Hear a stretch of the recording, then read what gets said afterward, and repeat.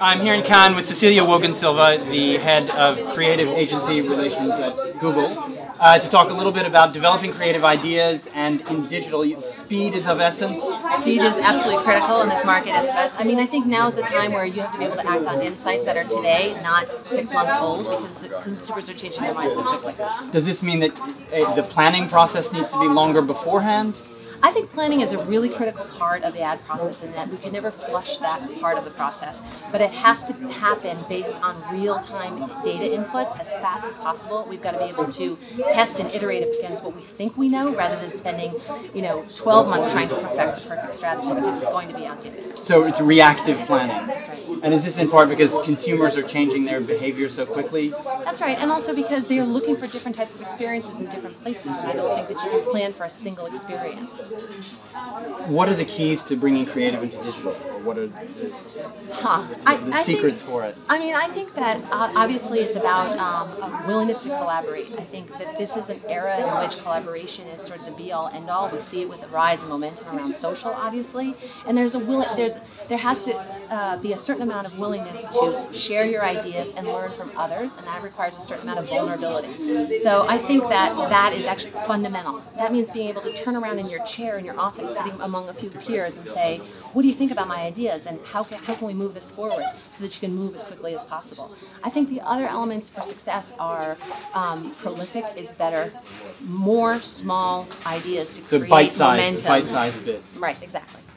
And do you think does this mean the era of the big idea is gone? No, actually, I think if we just keep building great, more wonderful work, it's just going to beget more good, wonderful work. When you find something that's successful, a lot of times you can just completely explode that. That's a big idea. That's worth exploring. I just think that the possibilities are endless if you allow yourself to just reveal smaller, rough draft forms of ideas, so that then from there you can actually find the real winner.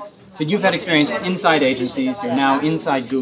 Yes. Looking at the agencies from the outside now, what are some of the ways that they can structure themselves better for success?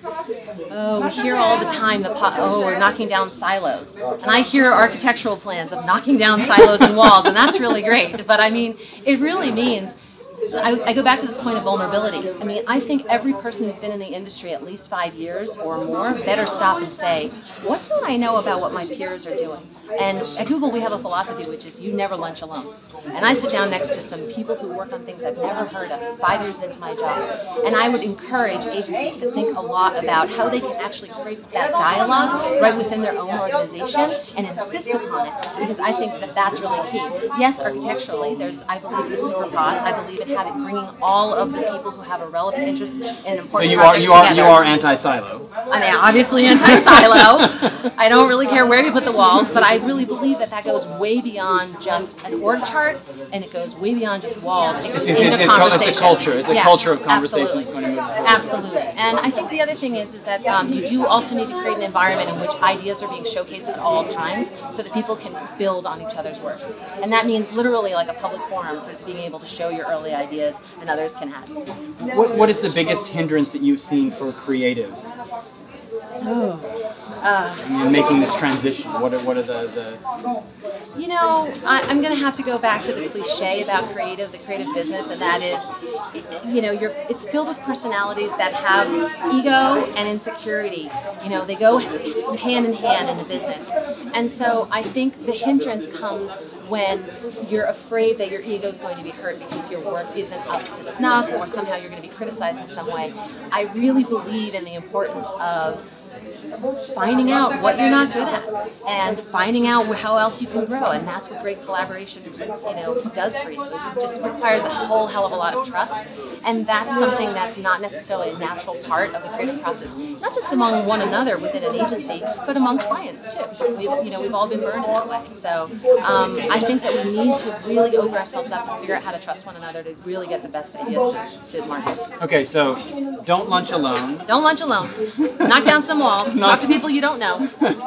And also get over the vulnerabilities of creative. You know what? You're going to end up looking stupid in a video somewhere, like maybe I am right now. No, you're looking great. Fine, thank you. But the point is, you know what? If you're willing to take that risk, you know, you can't win if you don't play.